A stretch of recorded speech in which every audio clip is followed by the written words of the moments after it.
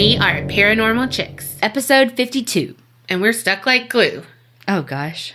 First off the bat, we got new Patreoners. Oh, yeah. Oh, yeah. Tanya R. from Baton Rouge, Louisiana. Okay. Dylan B. from Jerseyville, Illinois. Baton Rouge? I got nothing for Jerseyville. But she upped her pledge. Yeah. So, thank you. Thank you. Thank you. Thank y'all all for being a part of the Patreonage. Last episode, we talked a little bit about Patreon and how we've got big things in store because we met that second goal. Woo-hoo. And we're super, I don't know why I said that so weird, but super excited. Mm-hmm. So we have recorded 3 bonus episodes for this month. One is our regular old bonus episode that we do every month. Mm-hmm. But with a twist this time. Yeah. One, I had to think about what the twist was. One is the milk carton minisode, which we've talked about.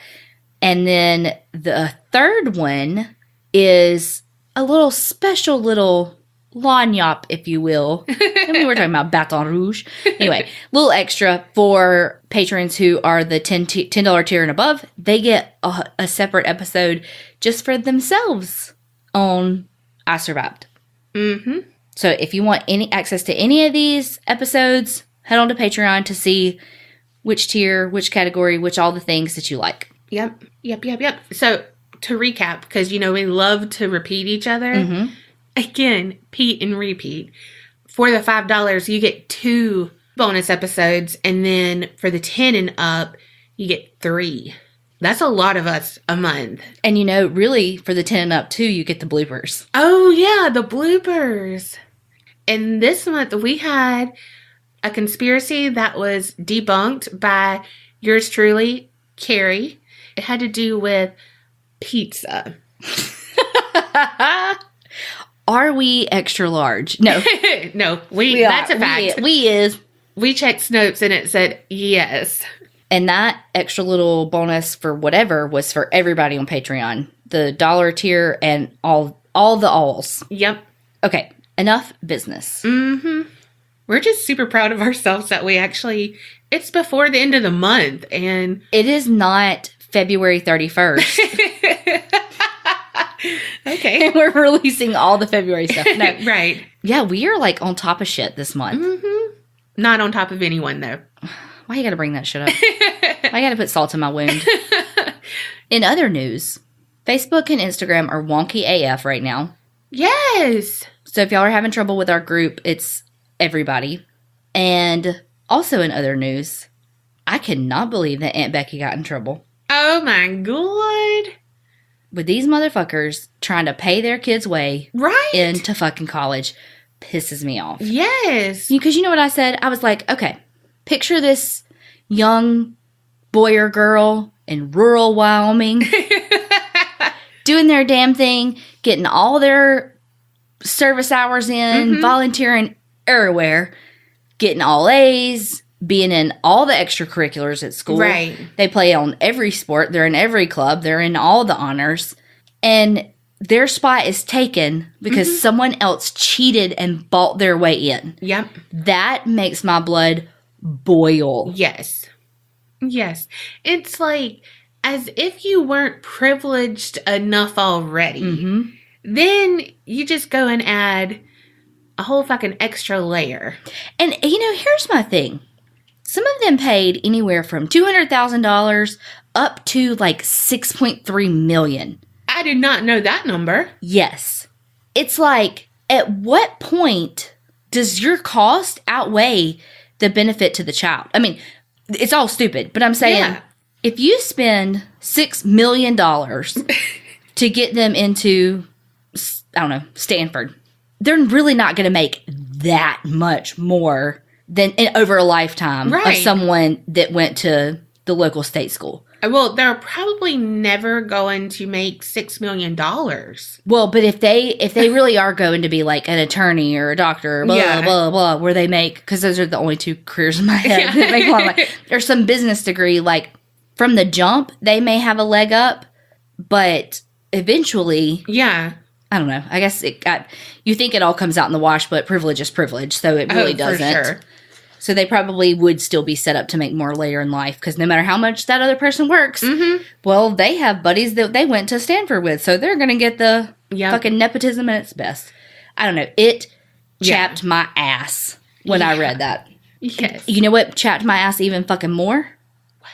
Is they were faking disabilities for these kids to get longer testing time. Oh, yes.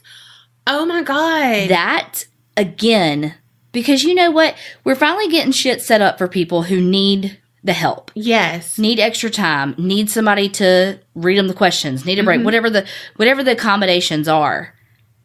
And then somebody's got to fucking fuck it up. Somebody's got to take it to the extreme. Yep. Use it when they don't need it. And so it's that people who use... Like, people who are the exception and not the rule and makes us have to change the rule. Yep. That makes me mad, too. Oh, for sure. Apparently, I've been really mad today and yesterday. Well... I mean, it's like the opioid stuff. You know, like, okay, we'll take Dad for an example. Kidney stones, lots of surgeries, all the things. And I forgot what Dad went to the doctor for recently. But they gave him some pain medicine for something. And they're like, well, we can only give you a 7-day supply. Like, because of the new laws or whatever. Yeah. Which I know everywhere's different and yada, yada, yada. I don't really know all the rules.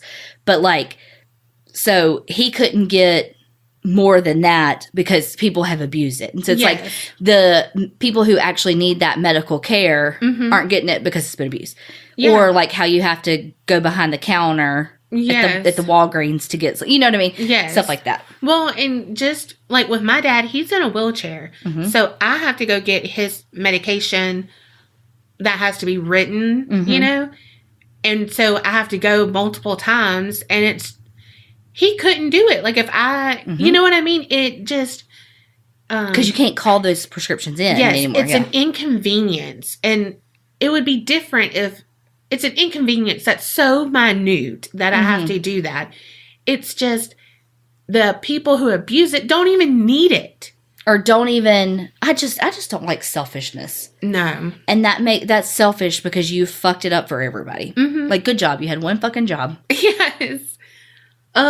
Man, how do we even get on that tangent? I don't know, but yes, all of that stuff. This is why we can't have nice things. I cannot stand when it's like a new building's coming up, you know, like, oh, we're getting a new Walgreens, you know, and it's like, yes, I needed one out here, and then someone fucking busts the window or graffitis it or robs it or whatever, and it's like, okay, so nothing else is going to come out this way. Right. Because of you. And then they're the ones who are like, we need better blah, blah, blah. You know, and it's like, because you're a fucking fuckwad and you ruin it for everyone. I don't want to go 20 miles to the Chick-fil-A. I want to be able to have Chick-fil-A here. This took a turn. Look, I just want the good nuggets. I want them to give me an extra fucking nugget in there. That is happiness. Y'all know what I'm talking about. Me and Carrie, if we would eat, we'd have to count to see who got the extra one. Which it wasn't usually. It's not like it happens that often. No, that's it though. It's like, oh, I don't know what that was. Okay, bye. Okay, on that note, let's go. Yeah. All right, we're gonna calm down. Step off our soapboxes. Okay. Yep. Where are we traveling to? Well. Oh, God. To your house. Picture it. Oh, shit. You're at your house. And my fire alarm went off? No. Again? No. For no reason? No. I mean, it really did just a minute ago, and I, wanted to shit myself. Because I swear Carrie's house is haunted from a mirror that she purchased, but I digress. So, it's not really about you or your house, but this is something that you don't go to do. You can do it at your house. And that's what's dangerous. It's called the Midnight Game. And what you do is you summon this person called the Midnight Man. Is he related to Candyman? Don't say that name again. Candyman? Shh. Willy Wonka? You better say Willy Wonka. Oh, Lord. Allegedly, the midnight game is an old pagan ritual. It was mainly used as punishment for those who had broken religious laws. And it was mainly used as a scare tactic. Like, don't disobey the rules, don't disobey the gods. But there was still a chance of death if you do this. But then there's even higher of a chance that you would have permanent mental scarring. What? Yeah. So, highly recommend you do not play the midnight game. However, if you were like, ooh, I love a good thrill, and you want to play it, that's at your own risk, and... Don't do this. I'm saying don't do it. But if you do it, send in your experience. But don't do it. But how did you do it? I was going to say, but here's the instructions. You're going to need some materials. Because all of these games that I talk about, you have to have a certain blah, blah, blah. You're going to need a candle, a piece of paper, a pen or a pencil, matches or a lighter, salt, a wooden door, and at least 1 drop of your own blood. What you got to do with the door? I don't know why it has to be wooden. I guess because it's like a natural fiber. What? Natural material? Yeah. Most people don't have real wooden doors. I know. Like, one, I want to be like, she. Those are fucking expensive. I know. Building a house in I know. I know. I have a door or two I want to replace, and I'm like, But like, no, that hollow core, that sounds fine to me. It's made out of plastic. I'll take it. Yeah. Just kidding. Oh, God. I mean, I'll put a curtain over there. It's okay. All right. Step 1. Get your piece of paper. Get your pencil. Write your full name. Mary Jane Smith. Prick your finger. Get 1 drop of blood on the paper. So, bloop. Allow it to soak into the paper. Then turn off all the lights in basically your living room. Go to your wooden door, which is normally a front door. Place the paper with your name and blood on the front of the door. I gotta go outside? It's basically in front of you on the door. Okay. Now, take out a candle, light it, and then place it on top of the paper. It's basically telling you, like, put it by the door, on the ground, put the candle on top of it. Okay. I thought we were using the blood to stick it to the paper. I mean, stick it to the thing. Damn. Like, you know what I mean? Like, if it was still kind of wet, like, it, you know what I mean? Okay. That makes more sense now. I mean, you were going, like, real, like... I was like, how the real fuck sacrifice kind of shit, like... I was like, how the fuck are you gonna put a damn candle on some flimsy ass... You know what I mean? Yeah. Okay. I'm picking it up now. I got it. Then, you have to knock on the door 22 times. But the last knock has to be at 12 a.m. midnight. Then, open the door, blow out the candle, close the door, and that means that you have just allowed the midnight man to enter your house. I don't want him to. Immediately relight your candle, and this is where the game begins. He goes, shave and a haircut. 2 bits, 2 points, 2... 2 bits, yeah. Oh, I was right. Fuck. You must now walk around your house, completely dark other than candlelight, and you have to avoid the midnight man at all cost until 3:33 a.m. If your candle ever goes out, that means that the midnight man is near you and you must relight your candle within the next 10 seconds. Oh, well, I would definitely have a lighter and not matches. Right? My luck, I'd get like the casino matches that come in like the little flappy thingy. Yes. And you can't ever fucking light those. No.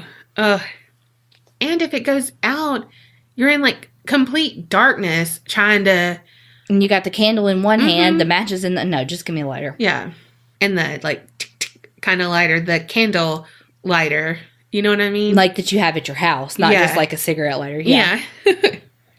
Like when the blowtorches went for like cigars or something. Yes. That's the kind I would have. I was thinking creme brulee. Oh, yeah. Okay. Hashtag personality differences. Hashtag I love dessert. Oh, God. And hashtag extra. Like, I'm going to have this torch. Mm-hmm. Meanwhile, we like burn the wick up and we wouldn't ever get the lamp on. The lamp, cool. Mm-hmm. If you're not successful in relighting it in the 10-second constraint, you must immediately surround yourself with a circle of salt. And if you're unsuccessful in both of those, the Midnight Man will create a hallucination of your greatest fucking fear. I just need to have a question. Mm-hmm. Does this person have motherfucking cargo shorts on or something? Because how are they carrying all this shit? Right? A candle, a lighter, salt, pepper, paprika. What the fuck? You know what? It's funny you should say that because new merch alert, we have a fanny pack for the Midnight game. Don't use it for that, though. No, I'm just kidding. Oh, we don't have a fanny pack? No. You never know. They're back in. I know, but no. If you are successful in creating the circle of salt, you must remain there until the 3:33 mark. They also have to have a phone or an alarm clock with them in their cargo shorts. Yep. But you don't want to have to end in the salt circle. You want to avoid the Midnight Man. So if your candle starts to flicker, leave that space, go to another room because he's close. Mm-hmm. Because if you're in that salt circle, he can still be around you, you know, and like circle you and shit. So you don't want to be a sitting duck. Yeah. Especially because if your candle's not lit, I wouldn't know if I had the full salt or whatever. I was just about to say that. Like, how thick does the circle need to be? What if a little bit of salt doesn't touch? Like, yeah. Well, and I'm a big girl. I might sit or my foot might knock it when I fall down. And because, you know, you will fall down. I plop down. I mean, let's just be honest. I assumed you would just stand there. Donna's sitting during this. Yeah. I'm going to sit my ass down. Because then, like, say you do this at 12 and you have to wait till 3:33. I ain't standing there. Let's be honest, I'd have to pee. Oh, shit. I would need like an oblong. Just a long trace, like a Hansel and Gretel trail to the bathroom. He'd be like, man, damn, when's this circle going to end? He'd be picture the Midnight Man just walking behind me being like, God dang, when's this circle going to close? No, he's going to be like, you need to see a doctor about this. I have one. All right. So I talked about the flickering of the candle. You can tell that he's close that way, but also a sudden drop in temperature. And you can see a pure black humanoid figure. And so it's saying in that darkness, you would see a solid black figure, you know, something darker than dark. Mm-mm. Also, you can hear very soft whispering. Sometimes you would be able to understand it. Other times it would just be barely, you know, recognizable. Here's what you do not do. Do not turn on any of the lights during the midnight game. Do not use a flashlight. Do not go to sleep. That right there counts you out. I'm fucked. Do not attempt to use another person's blood on your name. I think that was written for me because I'd be like, yeah, we can play this, but will you prick your finger and put it on here? I feel like I thought this was an individual game. Why would you have somebody else there? You can have it multiple people. Okay. You just all have to have your own paper and stuff. Mm-hmm. Do you get your own candle and do you all get to stay together when you're walking around? Mm-hmm. Most importantly, do not attempt to provoke the Midnight Man in any sort of fashion. Looking at you, Dybbuk douche. Because you know he'd be like, come at me, bro. Oh my God, I got possessed and I'm so angry. All right, so who is this Midnight Man? I don't know. He is an entity, a demonic entity. Nope. Sign me not up. Who you are inviting into your home. No. When's he leave? How you get him to go? Win the game. You have to win it, and at 3:33, he will leave. Okay. And then I'm sure you just opened a portal for all his minions. No, thank you. Nope, nope, nope. Win, lose, or draw, you lose. If he catches you, most believe he will possess you or form an attachment to you. Some say that he makes you live out your worst nightmares over and over and over. And then others say he can come back during these hours every night. And of course, torture you that way. Basically do whatever the fuck he wants to do. No, not okay. And then again, some say death. And that's usually by him forcibly removing your organs one by one. Ouch. So, I am going to share some stories I found on Reddit. So they're highly credible, right? So this one guy, he followed the directions. It's right after midnight. Everything's silent. Dead silent. So silent that he can hear the candle making a sound as the wick burned. And he said that it sounded like air hissing out of a leaking balloon. And in his observation, he's like, I bet this is the whispering sound that they hear. You know? So he's trying it, but he's very much a skeptic. You know? I feel like this is how you would be like, all right, this could be this. So, yeah, okay. I'm analyzing it. Yeah. Everything seemed fine. And then he walked by the dining room and just instinctively looked at the window. And he sees a dark silhouette. He's not the screaming type of guy. So internally, he's freaking the fuck out. Yeah. And he's like, holy shit, what the fucking fuck? Yeah. Finally, he starts to rationalize. And he's like, there's a candle burning in that window of that figure. Oh, it's me. It was his reflection. Yeah. But it's just, that's how quick it went from him analyzing it and saying, oh, this is the whispering they hear, to him walking and already being like, oh, fuck, that's him. Yeah. You know? In that amount of time, that's a long time though. 3 hours. Like, if you are by yourself, that's a long time for your brain to play tricks on you. Oh, yeah. I mean, that's the whole thing of this. By 1:10, his candle goes out. And he is again analyzing it and rationalizing it. And he's like, I'm probably holding it too close to my face. Or it was flickering and I didn't even notice it because I'm fucking tired. He quickly relit it. All good. A little after 2, he was again just standing in the darkness, and he said the worst part was trying to stay awake. Yeah.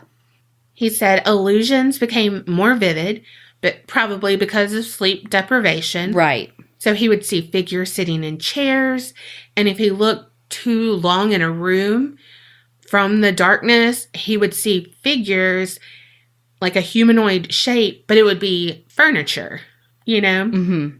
Or a stack of books. That kind of thing. Well, he even thought he heard the faint sound of carnival music in the distance. Shit. So he is like, I've got to record this. Takes out his phone, but the fucking, he, hits a button and the bright screen lights up. You can't do that. Yes. He's like, oh, fuck. Puts it in his pocket. Because he's like, you can't have a flashlight. And that would, Midnight Man might not know. Yeah. And he'd be like, that's a flashlight. Tally for Midnight Man. Around 2:40, he goes into his father's study. And he hadn't been in this room all night. And he remembered stories that his parents would tell him about the house back when they bought it over 2 decades ago. This room had a trap door leading to a cellar. And they never opened it, but they put carpet over it instead. But you can still hear, like, if it creaks, which it's going to if you walk over it, it would reverberate in the hollow cellar below. Yeah. So he's like, I cannot think about that anymore. You know, that's fucking scary. Suddenly, there's rustling in the corner and heavy breathing. So he slowly turns around and he gets 2 dark eyes in the candlelight.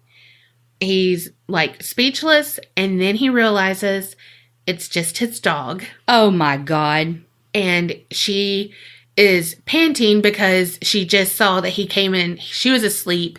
He woke her up. And, you know, she's like... What if the demon attaches to your dog? Why would you do that with your dog there? Oh, God, girl. Put your dog in their kennel and put some fucking salt around them. Damn, that's a good idea. Thanks. Even though Marley probably would lick the salt and... No, you would just do it wide enough that they'd be okay. No, that poor puppy. I know. So now that she's up, it's toilet time. So he's like, all right, take her out. He can't leave. So he said that he didn't know that you couldn't open the door. But he said, if you were going to play this game, I say don't play it. But if you are, do not open any door. Because shit got real after this. He said that he actually had to make his dog go out because she would just stay there at the door whimpering. And she had her ears lowered, her tail stopped wagging. So he had to encourage her and say, go out. Yeah. Get on, little doggy. He doesn't have a light on outside, though. And so he has to kind of squint to see where she's going. But at that point, when he's looking for her, he feels the urge to check behind him. And it's like, this has been a common theme all night that I've felt paranoid. But this time, I know I'm being followed. He said it's not a paranoid action. This is a reaction to something. Yeah.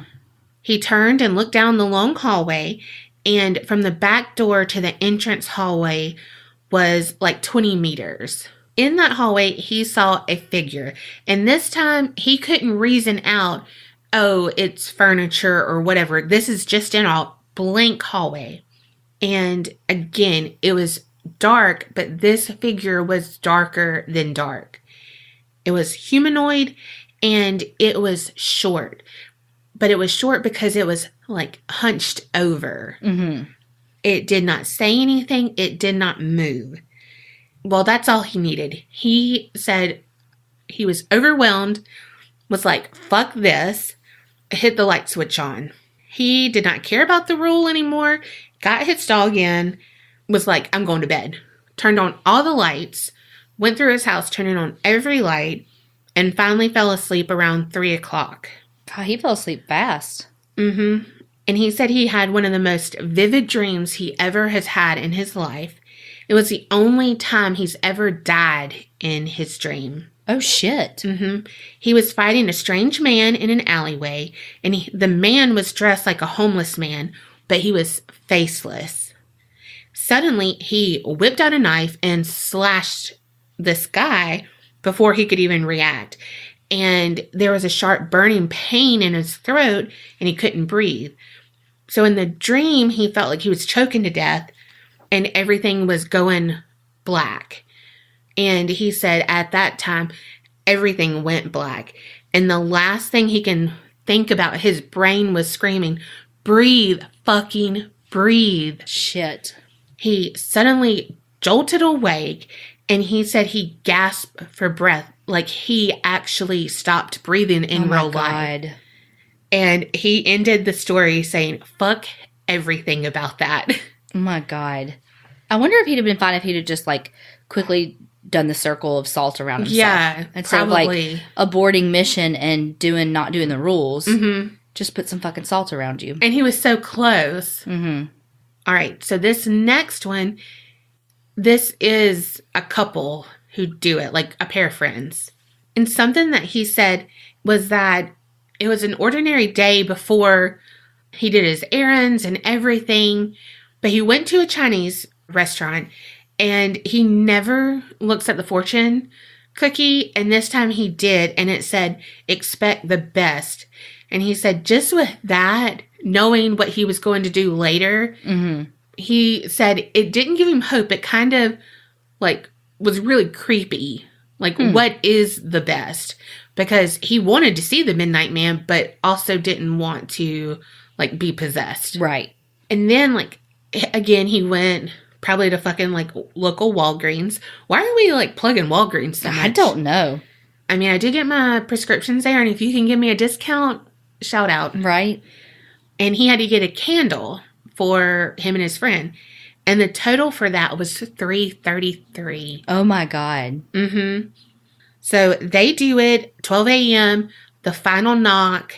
After about 45 minutes of just walking, nothing had really happened. And again, their minds were seeing things with the furniture, but they were easily to say, oh, no, that's, you know, the desk chair that has the jacket over it. Right. And they both were like, I was expecting more out of this. This isn't real scary. Well, then at 1:15, both of them saw a silhouette at the end of the hallway. There was no furniture there. Nothing could explain it. And so they sat down on a couch and waited for a little bit to move. Like, maybe if we stay in this spot, yeah, we'll be okay. Because, again, the hallway was kind of scary. Yeah. Around 1:20, the temperature has a sudden drop. That would make me tired, too. Like, if I was doing this and I'm like, you got to stay awake, but it got cold like that. Oh, I know. I would want to go to sleep. Yes. Around 2:30, they get up and do some walking, and this is when he has his first full-on hallucination. And he knows it's a hallucination because his friend didn't see it, and he can't debunk it. And while he was typing this, he said just having to retype this part was giving him goosebumps. What he saw was a woman in front of him with her back turned. She was about 5'3", and she wore a yellow dress and had shoulder-length red curly hair. And he kept asking his friend if he could see her. And he would be like, see what? See who? Mm-hmm. Well, while he was asking, she slowly turned around, and he said, I knew I should have looked away or blinked, but I couldn't.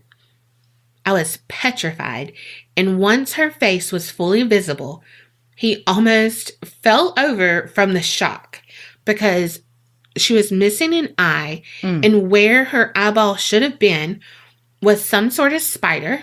Ew. Her other eye was still technically connected, but it was some pink stringy looking tendon, and it was hanging down to her cheek, her eyeball. And he said he kept blinking and blinking like, this isn't real, this isn't real. And she finally was gone. And he was like, look, I'm fucking done. Yeah. And the friend was like, no, we have to continue this. So at 3 a.m., things just keep getting worse. He hasn't seen anything near as bad as the first hallucination, but he keeps seeing weird shit. At 3:33, the time that it should be over, they heard footsteps coming from upstairs, but it would be in multiple locations. It was all the demons they released in their house. Right? Yeah. It's the Midnight Man going, where the fuck are they? Yeah. Well, as their little alarm went off, ding, ding, ding, it is exactly 3:33. He could hear a high-pitched snickering coming right from below him. Oh, my God. But he's like, I don't fucking care. We've won. It's 3:33. Turns on the lights, immediately goes to sleep. Which, I do not know how these people immediately go to sleep. I wouldn't. No. And, I mean, I could fucking go to sleep. Yes. Any fucking time. But it would take a minute to be like, oh, my God, this is what I saw. This is what happened. What'd you see? You know? Yes. That's when you would get your second wind, I feel like, you know? I mean, I would have to go to Waffle House and order toast. He said he had a nightmare. And it was worse than his fucking hallucination with the wonky eyes. That would be your, like, hallucination torture. Yes. Because you're so weird about eyes. Oh my God. And if they were doing that gurgly cough thing. Oh God. Oh. He said all of his hallucinations were there in his nightmare. And the noises were coming from all around him. And he crouched down in a dark little corner of a room. And his hands were over his eyes, and he kept feeling them brush up against him. Oh my gosh. He could not open his eyes. And he said now he lays awake every night to this nightmare. And he still doesn't know what it means, but he said, all I know is that I lost because this shouldn't be happening. Yeah. But again, that if you lose, the Midnight Man can come back at that hour and torture you however he wants. Yeah. And so he's not being able to sleep now, too. So why did he lose? How did he lose then? I don't know. Unless the game continues on the whole 3:33 minute. Maybe. It doesn't technically end until the clock strikes 3:34. Yeah. And he heard the snickering below him. Mm-hmm. And immediately turned on the lights and stuff. So maybe he should have, like, waited a little bit after. Yeah, because the snickering was like, ha, ha, ha. The alarm went off. He thinks he's done. Mm-hmm. And he really wasn't. He said that he's thinking of seeing a psychiatrist soon because this has been weeks and weeks. And he said, I had to get my story out first. And he would appreciate any advice you have. But the only advice he has is if you haven't played the game, do not play it. You don't have to worry about that because I ain't playing it. Right? This is the last one from Reddit. It was one, and it's three of them. It was one, and it's three of them. It was one story, and it's three people. Annie is one of this guy's friend, and Jay. They're all up for it. They're like, we gonna do it. Mm-hmm. The weekend came. Her parents were away, so they all stayed over at her house. And they're all still in middle school at this time. No. Mm-hmm. Again, midnight came, they knocked, everything was going good. I wonder why 22 knocks. I don't know. You would think it would be like 33 with all his stuff.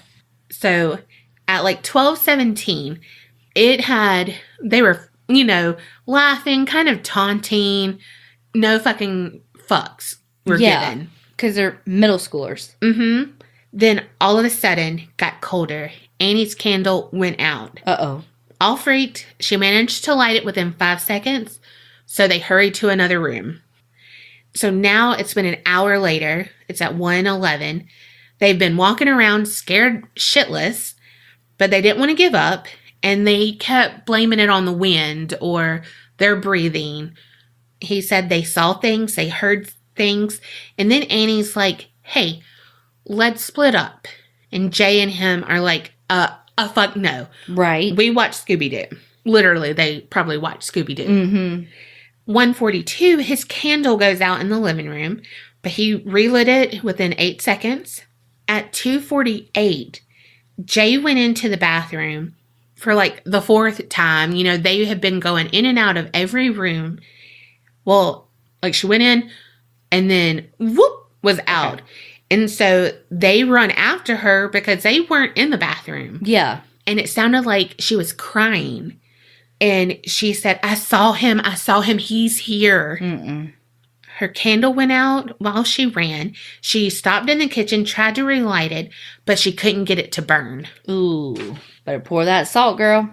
She tried the light switch, but it wouldn't work because we had turned off the power just in case. Yeah. These people were legit. Yeah.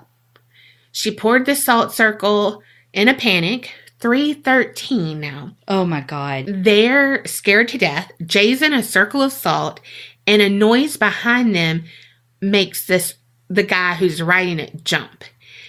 He turned so fast that he dropped his candle. It went out, and he didn't have time to pick it up, so he just poured salt. Oh shit. Sat down in a circle. Thankfully, it was next to Jay. So they both look at Annie come sit. Yeah. And she is like, I will not lose this game. We're so fucking close. Yeah. Then, because she was a little... bitch. Mm-hmm. A little bishy. She spat on the floor. Like, what? I can't do it. No, don't taunt him. Like, you're so freaking close. And they are like, open mouth, like, wait, you know? Because they're both sitting in a fucking salt circle. Exactly. And they're like, shit, Annie is now all alone. And we're not leaving from this circle. Sorry about you. Right. So 3:20 a.m., they hear her talking in another room. And they wanted to see what's going on. But Jay was like, no, we're still playing. So we have to stay here. Yeah. And they heard something going on, but they would not get up and go look for her. Then they hear a scream. Oh, God. And they still don't go and look for her. No, they'll lose. Yeah. Then the person writing this, he said he heard a whisper, saw a humanoid figure several times while sitting in the circle. He wanted to run, cry, pee his pants, all at the same time. Right. 3:33 a.m. The alarm went off. They sat there for a minute longer, and they found Annie in her bedroom. She was crying, and they're like, hey, it's all over. You fucking won. And, I mean, technically they did too because they were in the salt. Yeah. And she hugged him and was just sobbing. And she whispered through tears, I thought you were dead. That's what he told her. And that's what they heard her talking about. And then the scream. God.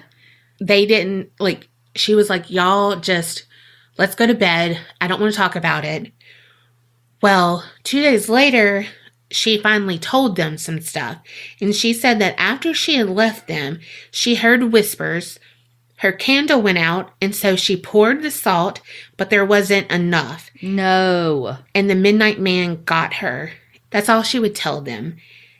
She said that all she could hear was her friends screaming. And then he's taunting her by saying they're dead.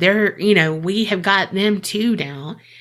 So when they came in, she was overwhelmed, thinking, oh my God, you're alive. Yeah. But it completely changed her.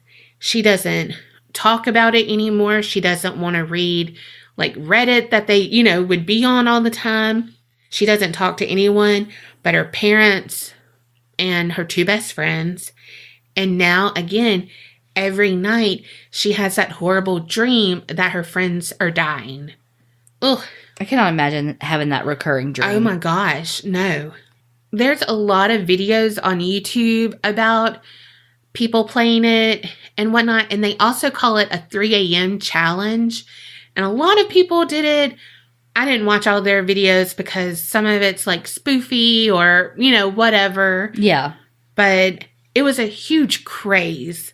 And I don't understand people doing these crazy challenges. Me like, neither. Nothing about this makes me want to do it.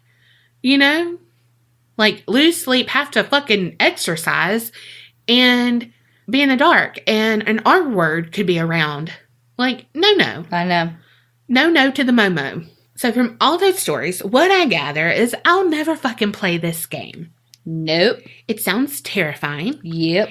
And even if you don't see the fucking Midnight Man, you're likely to scare yourself because your mind's playing tricks on you because it's dark. Yeah. You have the candle, so your eyes have to adjust to the flame to see around it. Then you're looking out in the darkness.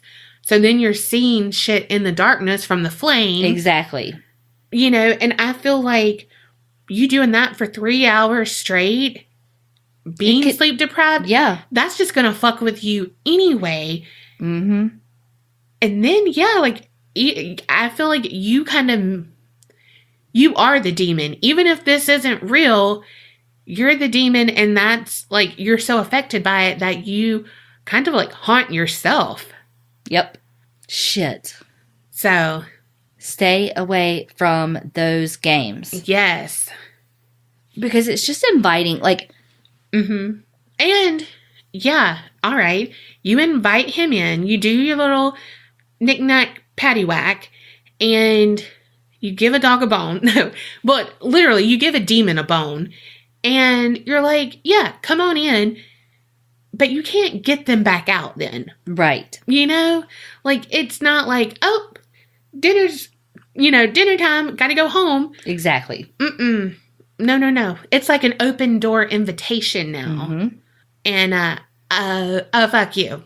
You never know what you're opening the door to as well. Like, it may not just be the Midnight Man. It could be multiple men who like midnight. You know what I mean? And not the fun kind. You know what I mean? Little midnight hanky-panky.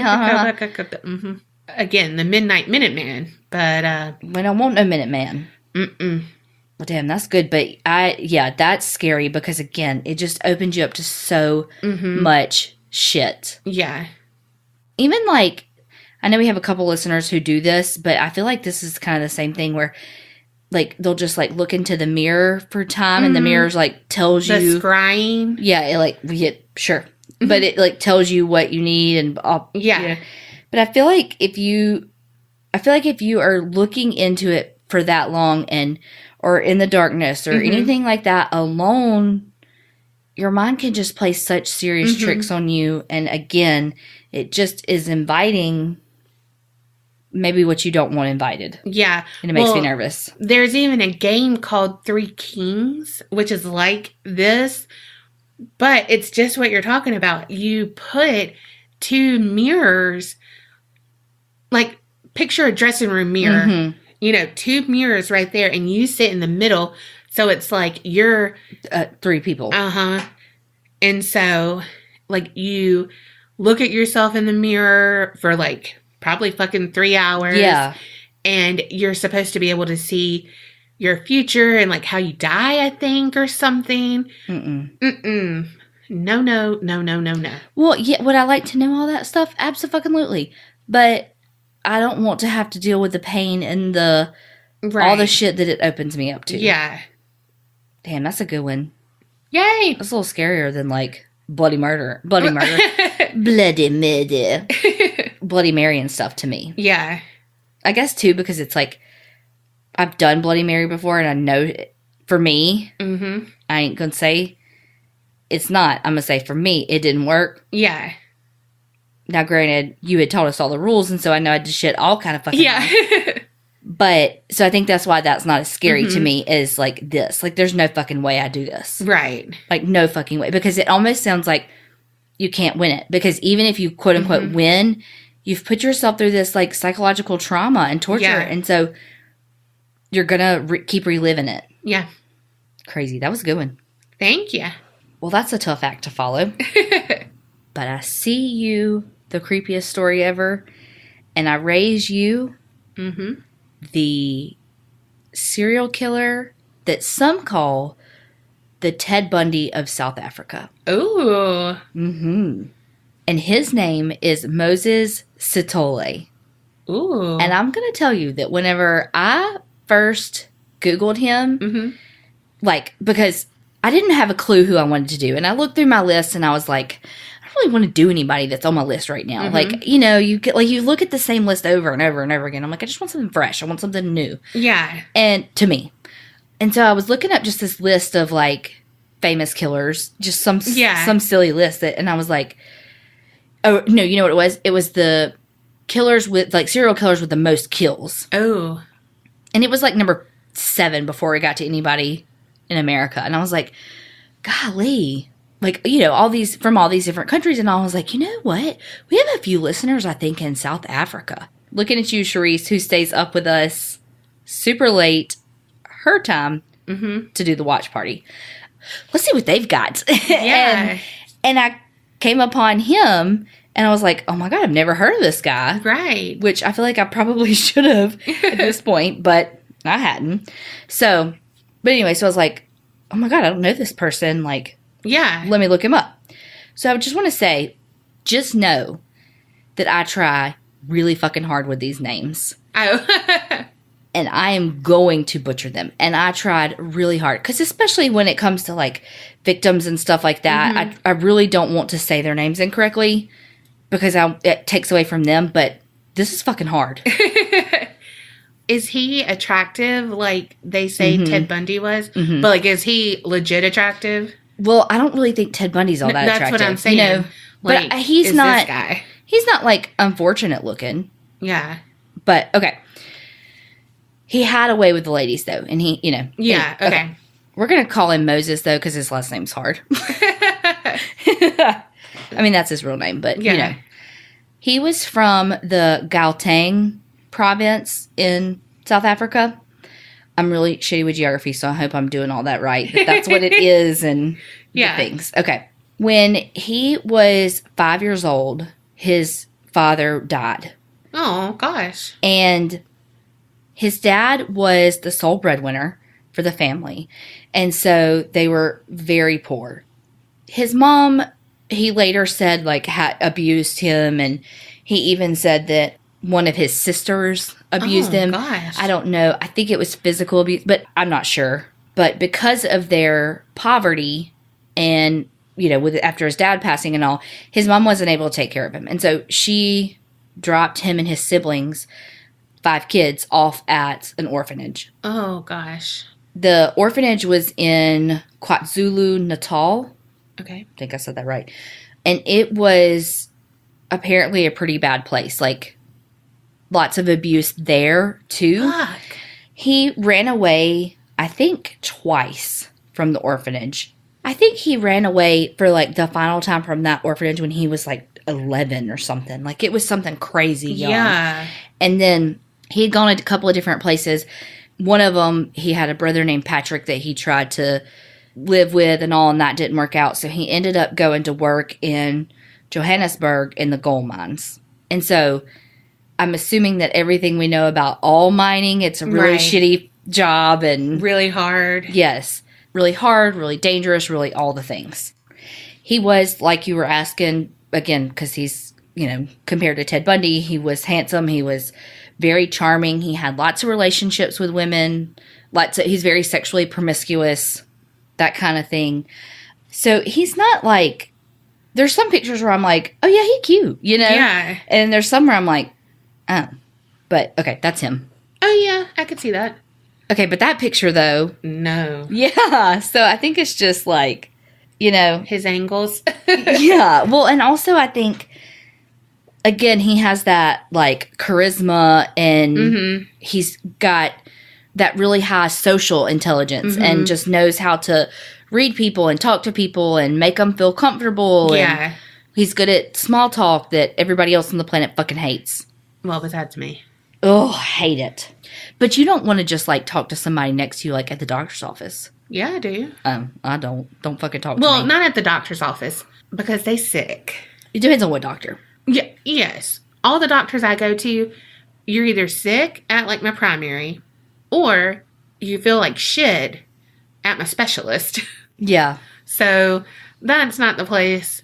But I, like, talk to the nurses a lot and, you know, like, stuff like that. I don't. I mean, I talk to people in buffet lines all the time. No. It's not really clear, as with most of our people, where, like, when the crime started. But his first recorded rape was in September 1887. No, not at all. Not in the least. September 1987. Oh. He was born in 64. So. Okay. 23. Mm-hmm. And he sexually assaulted Patricia Khumalo, and she was 29. And she reported that he had raped her. And then, like, nothing ever came of it. And then, like, 3 years later, she saw him, like, standing, I forget what he was outside of, but she was like, this is him. Yeah. Like, come get him, you know? And so they arrested him, and he went to trial and all that. And then in 89, that's when he went to prison for the sexual assault. And he got 6 years for the assault. Okay. While he was in prison, though, he was treated really poorly by the other inmates. Like, he himself was raped. Oh, and gosh. Which, I mean, like, I feel bad. It's like, that's what's so hard about this, is because, like, I do feel bad for him, but he wouldn't fucking be in that situation had he not raped somebody else. So, fuck you, on the other hand. You know what I mean? It's so hard. It's so hard. Because he's human, and we're not like him, so we feel bad for him. But on the other hand... Fuck you, because, again, you put yourself in that situation. You ruined a person's life. And are... paying the price for, you only got 6 fucking years. And the thing is that for the trial, 3 other women came forward and said that they were victims of his. Ugh. I mean, for real, an eye for an eye. Well, so while he was in prison, he only spent 4 years there. He was released in 1993 for good behavior. And so what happens when most criminals go to prison and get out, they learned how to be better criminals. Mm-hmm. I don't want to generalize. So, not all. He did. Yeah.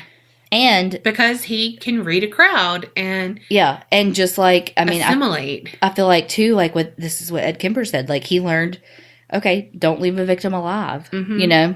Well, also, here's the thing, too. Aside from him, like, learning how to be better and yada, yada, yada, he also was very entitled. And he didn't think that he had done anything wrong. Oh, my gosh. Like, he thought that... No means yes. That women owed it to him, and that he was, like, women were basically property, and he could take whatever he wanted. What? Yes. And so, he didn't think, like, so he thought he was imprisoned falsely because... Like, there's no such thing as rape, basically, is how he believed. So what did he call himself being? Mm-hmm. But he was raped because he believed that women were, like, his property. Yeah. You know what I mean? Because some say that it relates back to his mom abandoning, you know that word I'm trying to say, him and all that. But again, oh, fuck you. You know what I mean? Because it ain't your mama's fault. Many, many people get abandoned by their parents and don't turn out to be... a serial killer. Yes. And also, I feel like you can hate women all you want. Mm-hmm. But you don't have to rape them. You don't have to kill them. Mm-hmm. You can just hate them. Mm-hmm. Be a one-night stand. But he can't. He can't do that. No, I know. But, like, people, you know, it's like... Because you can't blame your mom leaving on that, because it's like one doesn't suit the other, you know, like she leaves, all women are bad, so I can rape or what, you know, like whatever. That's not raping because they're property and whatever. But you can just hate them. But again, though, you're trying to put logic to the illogical. I also want to highlight a little bit about what's going on in the times here. Okay. When he was growing up, it was during the apartheid when the minority of whites were trying to create segregation and separation of the races, and he is black, and so that was all happening when he was younger. Mm-hmm. As he started his murderous rampage, that is when Nelson Mandela had taken over. The apartheid had ended, and there was reintegration of everyone, and people who are black who had been living in these communities were now able to move into more urban areas and get new jobs and all this stuff. And so it was kind of a moving parts of different populations and stuff. And so you had women who had grown up in these communities that they knew the same people. They was small. Everybody knew each other. And then they were moving into these urban areas where they were probably a little more trustworthy than they should be. Yeah. They're looking for work. They're impoverished. They're trying to do right by their families, all the things. So that brings us to like 1994. And Moses had created a company called Youth Against Human Abuse. And it was like basically a shell company. It was completely fake. Oh my gosh. And it was the idea of the company, quote idea, let's do air quotes around that. was that it was supposed to help end violence against women and children.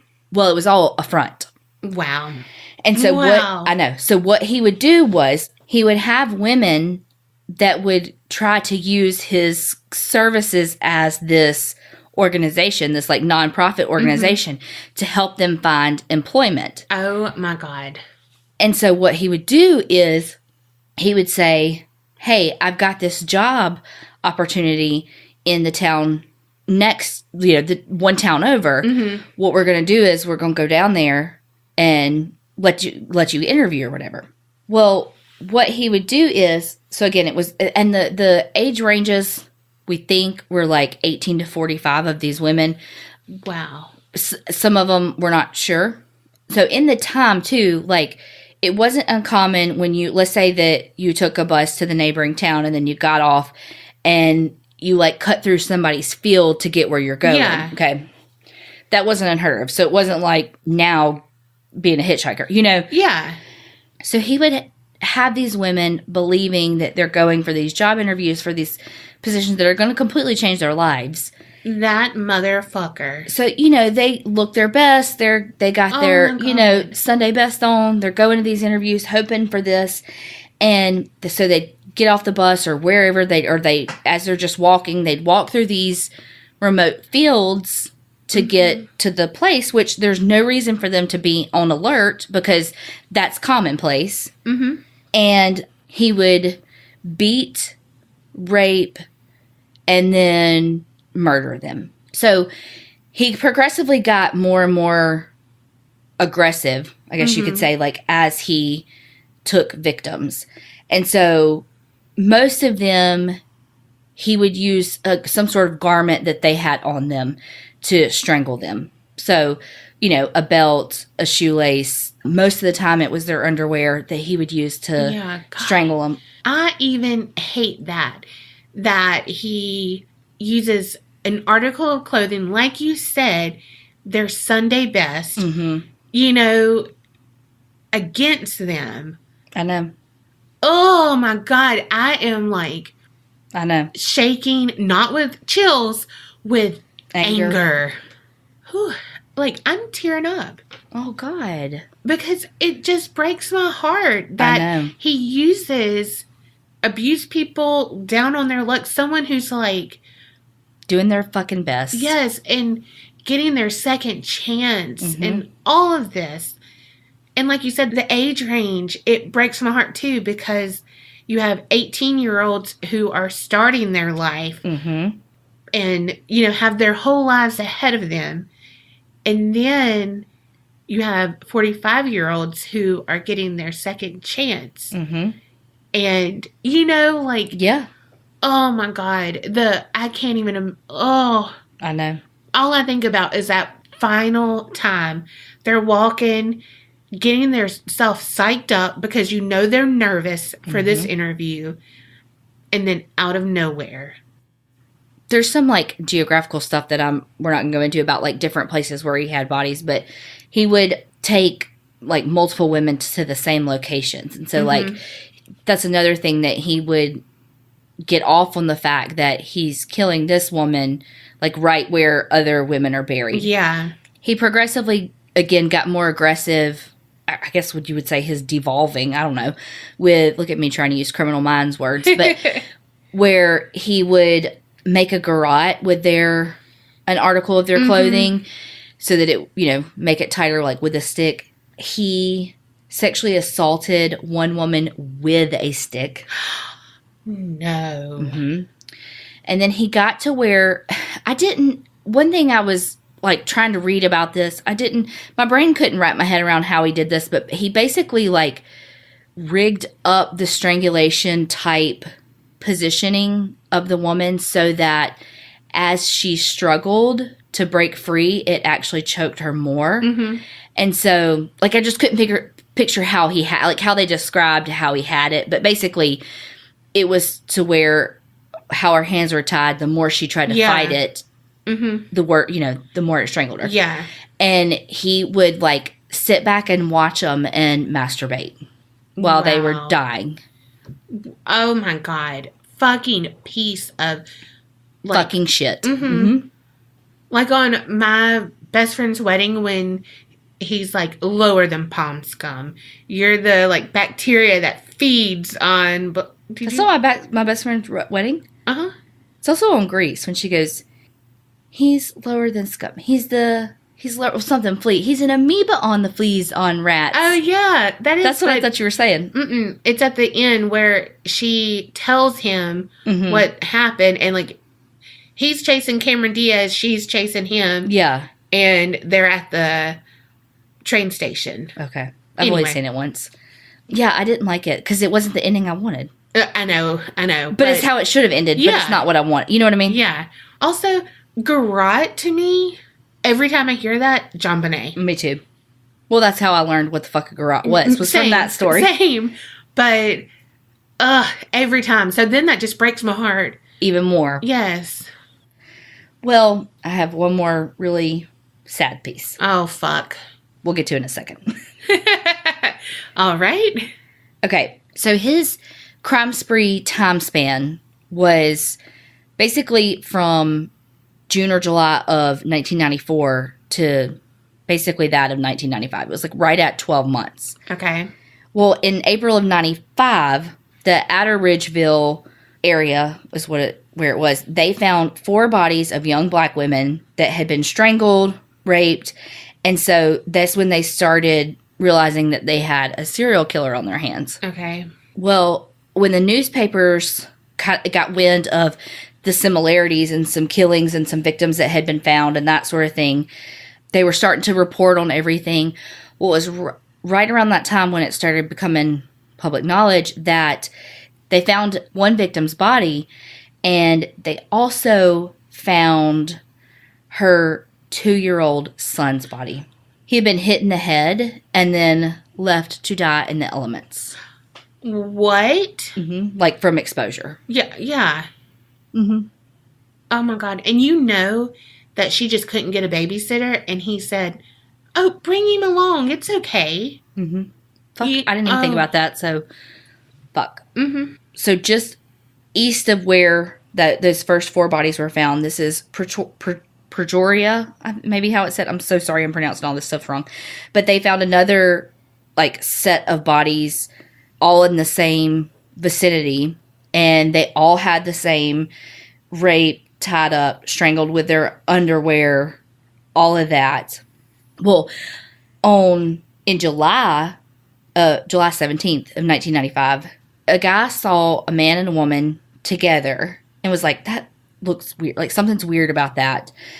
But then that guy, the timeline of this is confusing to me, how this worked out. I never really found a clear picture of how long the time was between him going. That's kind of weird. Their interactions are kind of weird. Something feels weird about that, to him actually finding her body. Gosh. But he saw who was with her, but he was just too far away to be able to identify who it was. But that's the thing about these killings that's so fucked up, is it's all in broad daylight. Yeah. Every single one of them is in broad fucking daylight. Wow. There was a special team for investigating that got together with this because they had been finding so many bodies, and they're trying to put them together chronologically, the areas, all that stuff. Did anyone know they were going to interviews and stuff with this guy? They didn't know who, but they knew that most of them had told their family and friends, like, oh my gosh, I have this interview coming up, blah, they blah, didn't blah. say from the Yaha organization. No. Okay. In September of 95, there's a body found at the Van Dyke mine, and that's when they found that right there were 10 bodies. Oh my gosh. All with, varying degrees of decomp, and like it took them 48 hours to like find them all. Holy Hannah. Like, it's such big news that even President Nelson Mandela visited the scene to like bring press to it. Yeah. They brought in a retired FBI profiler, Robert Ressler, who helped them develop a profile. They said that the person was intelligent, organized, high sex drive, growing sense of confidence. They thought maybe had the help of a second person, but that wasn't right. So while they're, doing all their profiling jazz, getting things together, there was a girl by the name of Amelia Rapadal. Probably butchering that, I'm sorry. I'm so glad you had this one. There's so many hard names that I'm even, like, all these different places that I'm not even saying. Yeah, well, you had the FBI profiler, and it was double R or RW or whatever. Or double R. Robert Ressler. Yeah. They knew that she had last been seen and that she had an appointment with a man named Moses Sithole. And so she was supposed to have an appointment with him on September 7th. And so while the investigators are looking into it, they found a job application, like saying that she had been offered a position. And then they found another victim that kind of had a similar connection to old Moses too. Their ears are perked up and they're like, okay, honing in on him. Yeah. But where the fuck is he? Oh, fuck. So he vanished like a fart in the wind. Yes. So they started a manhunt for him, basically. A few more bodies were found. And so this was in October 3rd of 1995. Well, the same day that they found, her name was Agnes Mbili, the Star newspaper there got a phone call from a guy saying, like, hey, I'm him. And he told them information that it wasn't like public knowledge. Yeah. And so they're like, oh, fuck, it really is him. Well, so they were like, okay, well, look, let us set up a meeting with you so that you can tell us everything we have wrong. And he was like, okay. But of course, he didn't do it. Oh, okay. No, he's not like BTK. He ain't that girl, dumb. I was just thinking about that. He didn't put his floppy disk in a milk carton. It's a cereal box, but you get it. Oh, my God. You can't trace a floppy disk, right? No, never. I still will never forget your laugh whenever I said that. Oh my, okay. I know. Oh, God. Because that's how these people are. They're like, oh, they enjoy the hunt too. Mm-hmm. No, you're killing people, you fuckwad. Damn, he is like BTK though, with his bondage and stuff. Like, but it's not bondage like... Well, I don't think it's bondage in the same way. And I think that BTK, he wanted pictures of him that way. Mm-hmm. And I think that they were in those positions when he sexually assaulted them. Whereas this guy, I don't know. I wasn't there. He didn't write me a letter. But I think that he sexually assaulted them and then put them in those positions so that he could watch them die. Yeah. And then it was kind of a means to an end. But it was also... He got another, additional sexual release then. Yeah. He wanted his fucking hands free. You fucking fuckwad. Mm-hmm. Of course, I can't find the woman's name or, anything that I need to give you all the good details about this. But there was a woman who worked at a children's home. They called it for, like, street kids is what they called it. But surely there's a better name for it. But he had approached her being like, well, I have another job opportunity for you. You can come interview for it. And she was like, no, I'm good here. I'm happy here. He was like, well, how much do they pay you? She told him. And he was like, well, I can get you way more. Like, this is what I can, what I can get you. She was able to identify him, like, from a picture and be like, okay, this is him. So it was like one of the pieces that helped police. But I just he went to this home for kids who are essentially how he was as a child, to take away a caregiver, anyway. And I may have a couple of those details fuzzy because clearly I didn't write it down. Well, like you said, you can't reason with him. And because he had such a hard time in his home, the group home, he doesn't care because he's probably thinking, she's probably just like the rest of them anyway. True.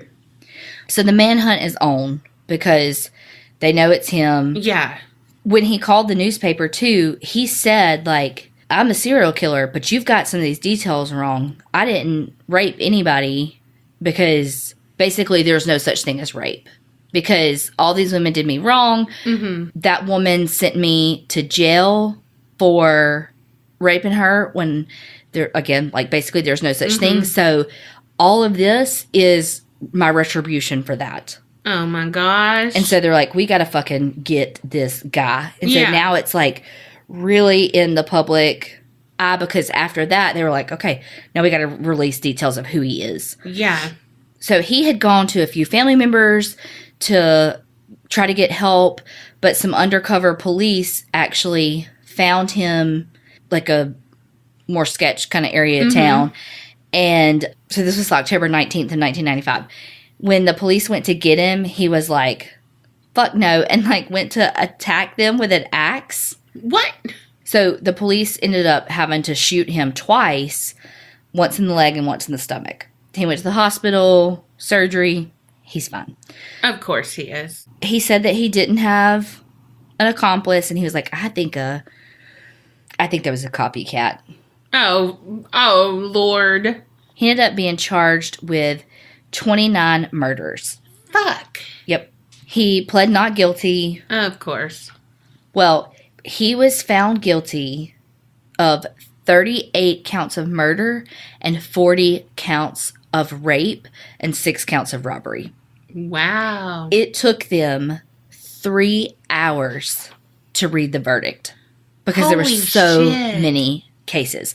So they like, okay, and we're going to take a break. We're going to come back tomorrow. Like they had to Reconvene. postpone into the next day because it took them 3 hours to read his convictions. Like I feel like, why Wow. couldn't they just be like guilty on all counts?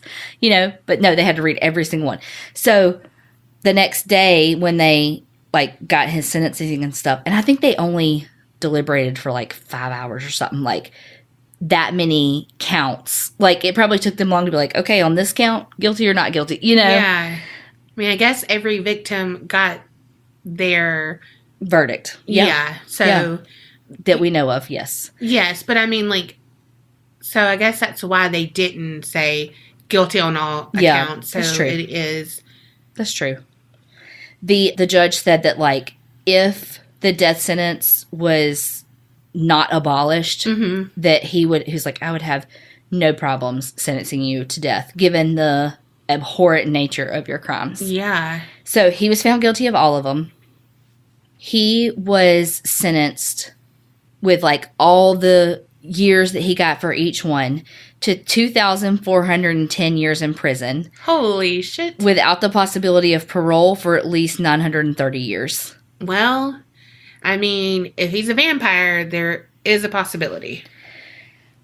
Well, after he was like shot and stuff though, and he went to the hospital for the surgery, they found out there that he was HIV positive. When he was in jail for the first rape, like back in the day, another prisoner's like sister or somebody had been visiting them, and he basically had talked her into a relationship. Like they had started writing, and then so they ended up getting married after he got out and had a kid. Oh. Well, guess what? He gave them both HIV. What? Here's the kicker, though. Oh, fuck. Because they're on the outside and he's in prison, he's getting better medical care than them. Because the prison system has to provide it to him. Oh, my gosh. And so he's getting basically better care than them. Wow. Because so this kind of goes along with like everything that we've talked about the prison system and the like how hard it is. Because if you just said like a prisoner has HIV and they're not able to get their medicine, that would piss me off. Right. Because you have to care for them. Yes. Yeah. But then when you hear that he's getting his medicine every day no matter what, and his ex-wife and child aren't, Yeah. not okay. You know, that's just When what he gave it to him. Uh-huh. Like, you know. because of his Fuck. felonious, like, fucking fuckery, you know? Yeah. Hey, drinking game this time. Go back, listen to this episode. How many times we say fuck. Or any form of fuck. Uh-huh. Fuckwad, fuckery, Yep. fuckity fuck face, You just have a good old time. with your fuckity fuck shots. Yeah, so I just, like, that too just was like, "Rrrr." Everything about him to me is a fucking monster. Yes. That he uses these poor people who have been through so fucking much that they have just come out of one of the biggest human crises, whatever, that word, known to man. Yeah, known to man. And so they're trying to, finally, they got out of a life of hell because their country's coming back together. Yeah. And he uses that against them because they had lived in these small communities.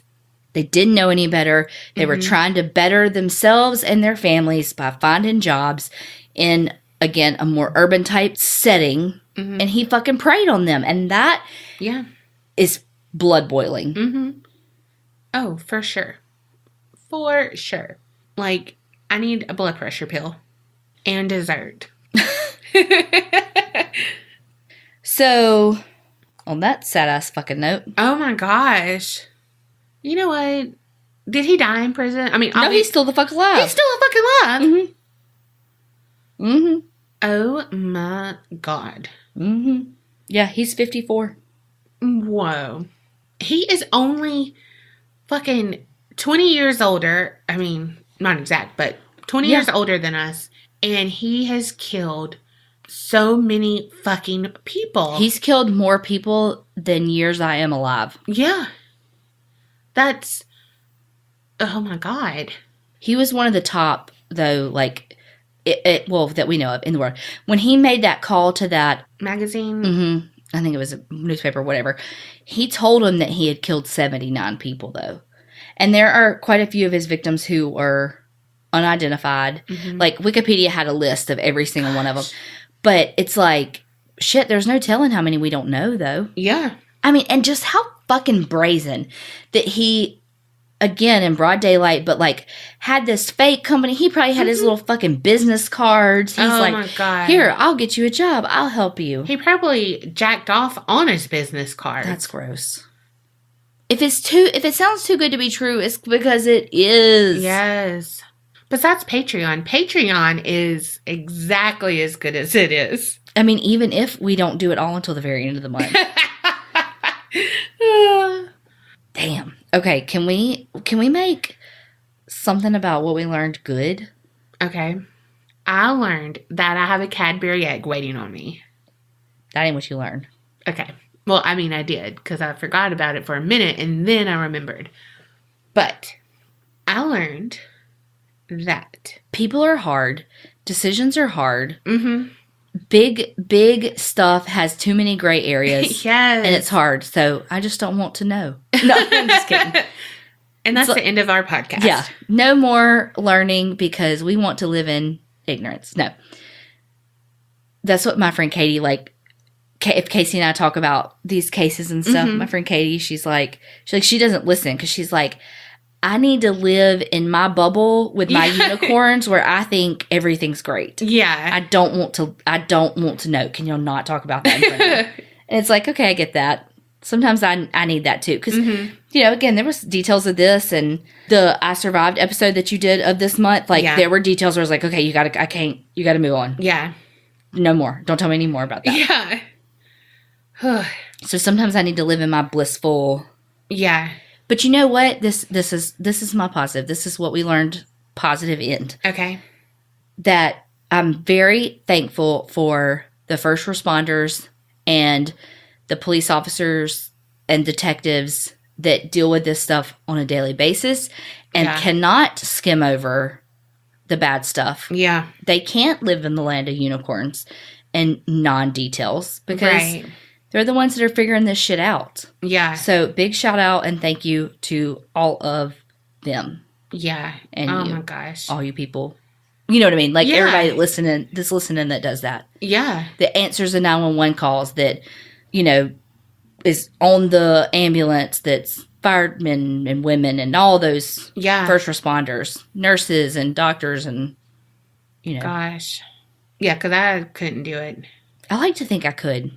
I could on the police side of inside, not going to like take down a person, like not like a gunfight kind of situation, like SWAT, but like a clerk and helping with the like murder board and all of that. I could do 911. Nope, I could not. Well, first of all, I'd be like, can you speak quickly? And can you stop crying? What are you saying? Yes, you know who you would be? You'd be the jackass 911 people that like got sued and lost my job and ended up in prison because I hung up on somebody that needed help. Yeah. But like, you know, so many, even like on cold, that 911 operator, I forgot the number. I was like, listen to her. Yeah. You know, and it's like, but I mean, you wouldn't be that. You'd be like, come on. Where are you? Okay, bye. You know? Calm down, ma'am. Calm down. Well, also, I think I know that... Well, not I know. I could definitely do the ER stuff. Yeah. I could do the ambulance stuff. Yeah, medical shit, you got. I could do, like you were saying, with the police officer stuff. Again, this is all allegedly. We're not trying to downplay anybody's job God, no. by any means. But I feel like I would be able to... With the right... Whatever. What I wouldn't be able to do is the interviews. Because that chess game. Yeah. I don't know that I would be... Me either. There are times where I'm like, oh, he lying. Oh, yeah. You know, or, oh, that's... You know, and I can pick up on something. But I wouldn't be good at that chess game. Yeah. To give him just enough rope to hang himself. But... Like you said, the chess game. Like, to... You know, you got to know when to pull back, when to intimidate, when to... You know, do all of that to get them to talk. I would be almost like Danny Reagan on Blue Bloods, and I hate his character. But because I get like so emotional and stuff, so I'd either be crying and being like, "We were all rooting for you. How dare you?" Have my little Tyra moment, or you know, have like a pen and want to like jab his eyes out. Yes. Push him up against the wall and beat the fuck out of him. Oh, I thought you were going somewhere else. I was like, okay, girl. I mean, that too. You like a man in uniform, but you didn't say what kind of uniform. What can I say? I like them all. If I was just a little bit crazier, I could totally be one of those women that writes to men in prison. If you wanted to write, you'd be like, it hurts my hand. Yeah. No, I'm just kidding. Sort of. If the prisoners could play Candy Crush and she could talk to him all day long. No, because I'm a rule follower. True. And they can't have a phone. I said if they could. Touche. Dang, that's a tangent if I've ever heard one. All right. Rules to live by. Don't be a fuckwad. And remember, creep it real and don't get scared.